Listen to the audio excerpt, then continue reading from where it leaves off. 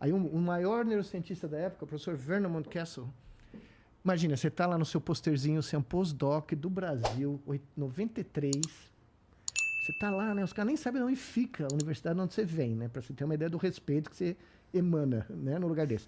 Veio o cara de gravata borboleta, terno de tweed, todo mundo sabia. O apelido dele era o Destruidor de Carreiras.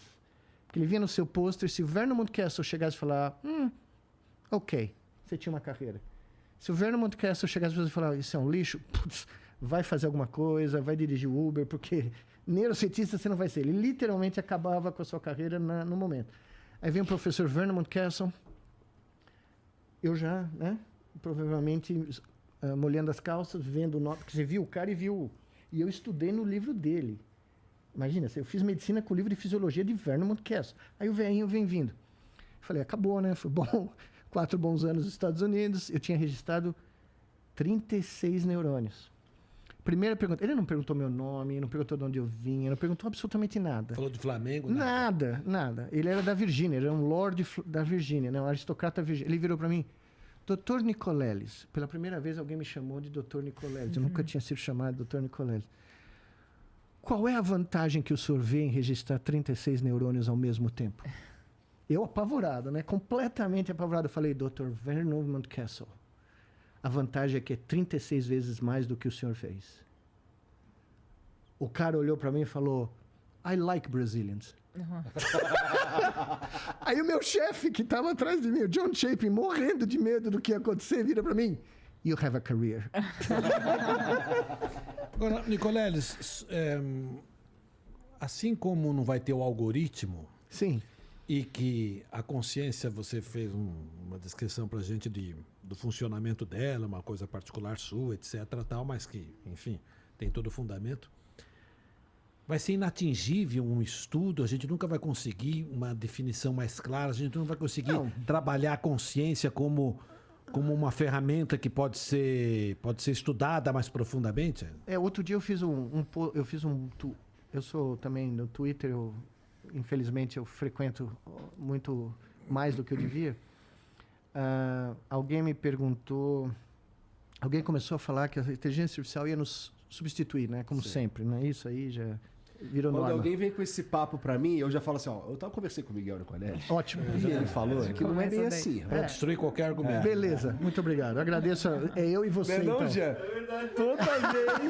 Toda vez que surge esse papo, eu mesmo vou ficar tranquilo, senão vai acontecer.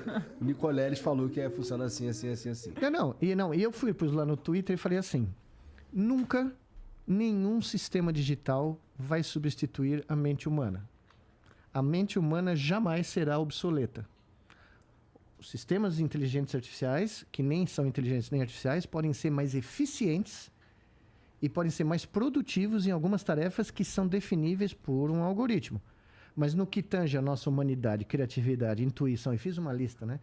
E um grande amigo meu lá virou e falou, na ciência nunca se diz nunca. Nem jamais. Eu falei, bom... Sorry, são 40 aninhos de janela. Se você está querendo negar as leis da física, você pode dizer que isso nunca vai acontecer, entendeu? Então, dá para falar quando nunca ou jamais. Se você, né, tivesse em cima de algo absolutamente sólido. E é muito simples o que nós estamos falando. Se você não pode reduzir intuição, beleza, inteligência, empatia, criatividade... O famoso, que eu adoro dos americanos, você tem umas expressões que não tem em português, que são gut feeling. Né? Muito legal. Gut feeling. Você falava, eu nunca falei com o Pelé, mas eu falei com o Rivelino, lembra? E eu perguntei pro Rivelino, e aí, como é que foi cobrar a porra da falta contra a Tchecoslováquia, que quase me matou? Tava 1-0 pra Tchecoslováquia em 70, o homem põe a bola. Eu falei, não, deixa o Pelé. Eu tinha 9 anos. Deixa o Pelé cobrar. Vai o Rivelino e faz aquele gol que, né... Eu descobri que eu era brasileiro aquela tarde. Ah, é? Juro por Deus. Eu não posso jurar por Deus que eu sou ateu. Vão me bater em mim. Eu juro, o Rivelino cobrou aquela falta e eu descobri que eu pertencia a alguma coisa. Porque eu morava em Moema, né? E Moema era totalmente diferente dos anos 70. Só casa, não tinha nada disso. Tudo em volta explodiu. Aí eu saí na janela Eu falei, eu pertenço a algo. Eu sou parte de alguma coisa, porque eu estou sentindo a mesma coisa do que esses caras que soltaram o rojão.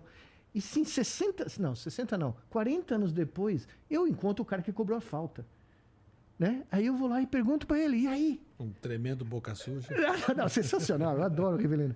Ele é corintiano, eu adoro o Rivelino. Aliás, ele é palmeirense, mas ele jogou no Corinthians por engano do Mário Travaglini, que mandou ele embora da peneira do Palmeiras. Ele nunca perdoou o Palmeiras, mas a culpa é do Mário Travaglini, Rivelino. Pois bem, e o cara não consegue descrever o que aconteceu no cérebro dele para ele cobrar aquela falta. E foi uma coisa mágica, porque ele chuta a bola onde está o Jairzinho, no meio da barreira da Tchecoslováquia, né? Então, isso nenhum algoritmo vai te dar. Nunca. Isso é consciência. Isso é parte... Para ele nem foi consciente, porque ele não consegue nem te descrever, provavelmente, os detalhes daquele momento. Não. Esse sentimento seu. Isso. Ô, Miguel... Então, mas isso que é interessante, isso que é maravilhoso, nós somos copyright protected. Cada um de nós tem um cérebro que jamais vai ser reproduzido em qualquer lugar do universo. Ele é único. A combinação que gerou o seu e o meu e o dela não vai se repetir. Não dá. Você está dizendo, então, que se a gente chega num ponto... Vamos lá, daqui a 200 anos, a gente tem um robô. E esse robô, ele estudou Ronaldinho Gaúcho. Totalmente. Pra cacete. Ele é o Ronaldinho Gaúcho. Ele não...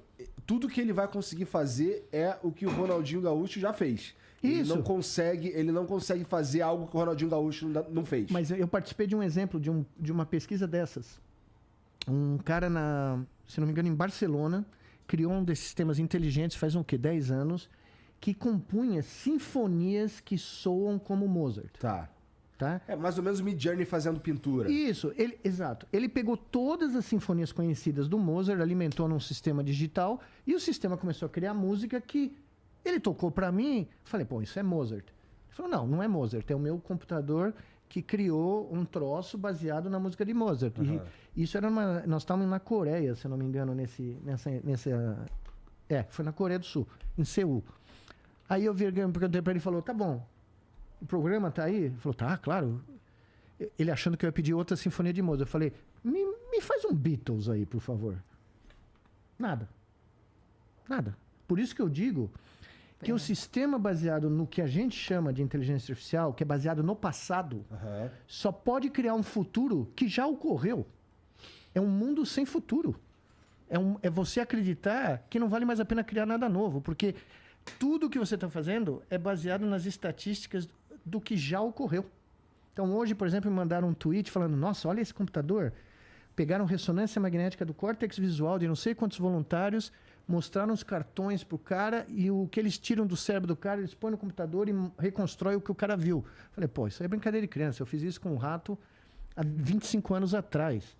É só você treinar o sistema com um monte de imagem, um monte, e aí, estatisticamente, você consegue fazer. Mas se você fizer uma imagem nova, que não está no repertório das que foram usadas para treinar o sistema, o sistema não vai responder nada, vai dar um erro brutal.